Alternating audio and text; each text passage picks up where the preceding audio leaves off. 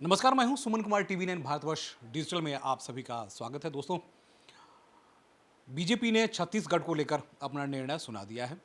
वहां नए प्रदेश अध्यक्ष अरुण जी को घोषित किया गया। बड़ी जिम्मेदारी, क्योंकि चुनाव अगले साल ही होने हैं और वहां सत्ता में फिलहाल कांग्रेस काबिज है। तो इसलिए हम सबसे पहले तो बधाई टीवी 9 भारतवर्ष की तरफ से सर आपको। बहुत धन्यवाद। टीवी 9 भारतवर्ष के सभी दर्शकों को बहुत बहुत धन्यवाद।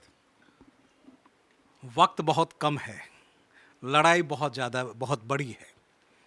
क्या रणनीति होगी? चर्चा यहीं से शुरू हो गई है या फिर वहाँ कार्यकर्ताओं के बीच बैठकर रणनीति बनाएंगे? वास्तव में देश की एक राजनीतिक दल भारतीय जनता पार्टी है जो 12 महीना सक्रिय होकर काम करती है। याद करिए वो कोरोना का दौर, जब सारे राजनीतिक दल लॉकडाउन की स्थिति में थे, भारतीय जनता पार्टी का एक एक कार्यकर्ता लोगों की सेवा में लगा हुआ था, मदद करने में लगा हुआ था। भारतीय जनता पार्टी सतत सक्रिय रहती है। भारतीय जनता पार्टी के कार्यकर्ता जनता के बीच लगातार काम करते रहते हैं और इसलिए भारतीय जनता पार्टी चुनाव के लिए हमेशा तैयार रहती है। और भारतीय जनता पार्टी के केंद्रीय नेतृत्व ने एक बहुत ही सामान्य कार्यकर्ता, जो बूथ स्तर का कार्यकर्ता है, जिसने बूथ पे झंडा लगाने का काम, बैनर लगाने का काम और दीवार में लिखने का काम भी जिस कार्यकर्ता ने किया है, उस कार्यकर्ता के ऊपर एक जवाबदारी और एक भरोसा केंद्रीय नेतृत्व ने जताया है। मैं पूरी ईमानदारी और मेहनत से काम करूंगा।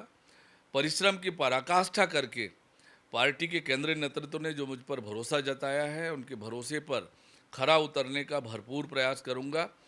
आज छत्तीसगढ़ की जो परिस्थितियां हैं, राज्य में कांग्रेस की सरकार है और इस सरकार ने अपने जन घोषणा पत्र के वादे को, एक भी वादे को पूरा नहीं किया है।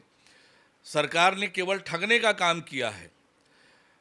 महिलाओं को ठगने का काम, युवाओं को ठगने का काम, किसानों को ठगने का काम, सरकारी कर्मचारियों को ठगने का काम, और आज प्रदेश में विकास के सारे काम ठप हैं।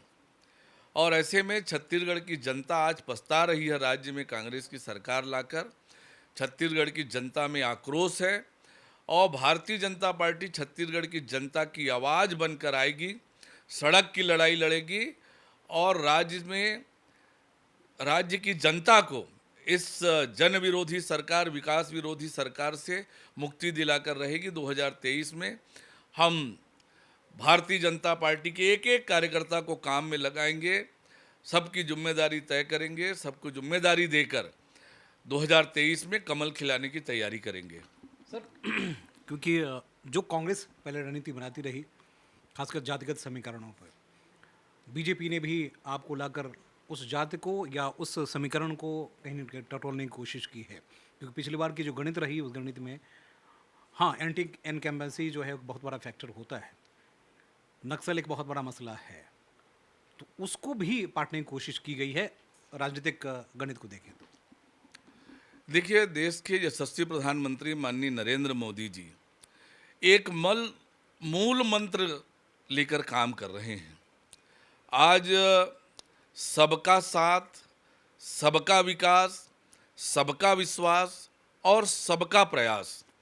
छत्तीसगढ़ का हर वर्ग आज राज्य की कांग्रेस सरकार से नाराज है, अपने आप को ठगा हुआ महसूस कर रहा है।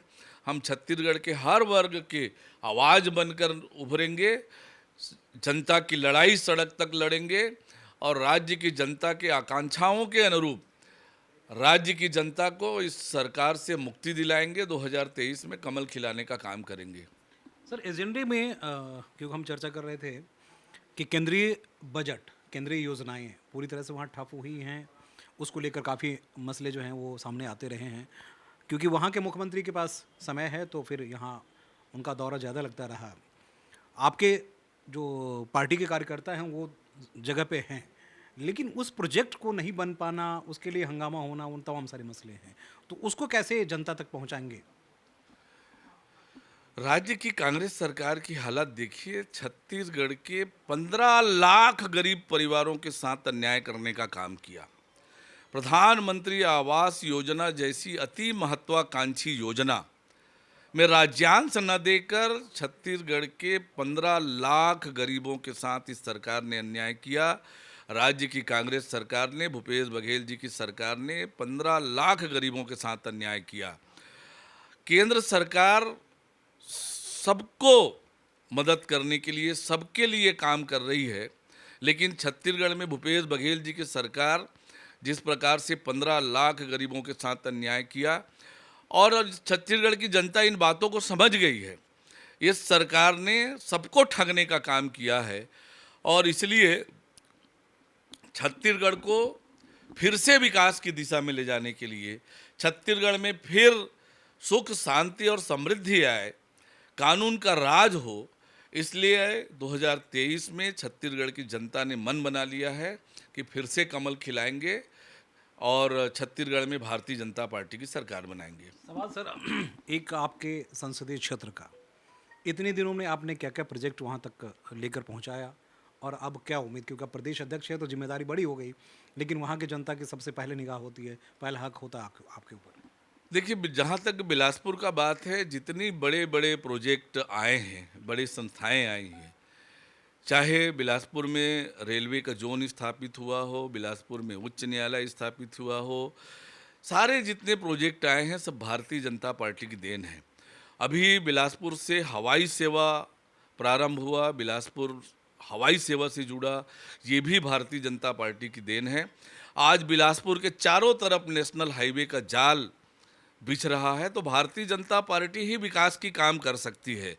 आज छत्तीसगढ़ में जो भी विकास के काम चल रहे हैं, केवल और केवल भारत सरकार की योजनाओं के काम चल रहे हैं, चाहे नेशनल हाईवे का काम हो, चाहे प्रधानमंत्री सड़क योजना का काम हो, मनरेगा के अंतर्गत काम हो, 15वें वित्त आयोग के अंतर्गत काम हो, चाहे डीएमएफ फंड के काम हो, चाहे केम्पा मद के काम हो, सारे के सारे भारत सरकार की जो मद है, फंड है, उसी से आज विकास के काम छत्तीसगढ़ में चल रहे हैं। छत्तीसगढ़ सरकार ने अपने खजाने से विकास के लिए 1 रुपये भी किसी गांव और शहर में नहीं लगाया है और छत्तीसगढ़ में विकास की उम्मीद केवल भारतीय जनता पार्टी से है।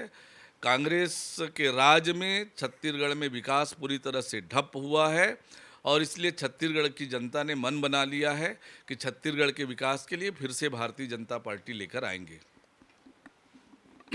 जब हम बात करते हैं किसी प्रदेश की सरकार जब विपक्ष की हो तो यूँ कहिए कि मेहनत जो है उनको कई गुना अधिक करनी पड़ेगी, क्योंकि प्रदेश अध्यक्ष होने के बाद वक्त जब सिर्फ 1 साल सवा साल का हो तो वाकई में 1 गुना नहीं, 1 नहीं बल्कि 4 गुना 5 गुने भी करनी पड़ेंगे। और भी इंटरनल फाइट्स जो है आप जानते ही हैं कि हर प्रदेश में हर जगह पहले मुख्यमंत्री रहे हों या फिर पहले प्रदेश अध्यक्ष रहे हों, तमाम सारे मसले रहते हैं। बावजूद इसके हम उम्मीद यही करते हैं कि वाकई में स्थानीय जनता का भला हो सके और प्रदेश अध्यक्ष को जो जिम्मेदारी दी गई है वो भली भांति निभा पाए। इस समय दिल्ली से कैमरामैन राहुल सिंह के साथ मैं सुमन कुमार, टीवी भारतवर्ष डिजिटल के लिए।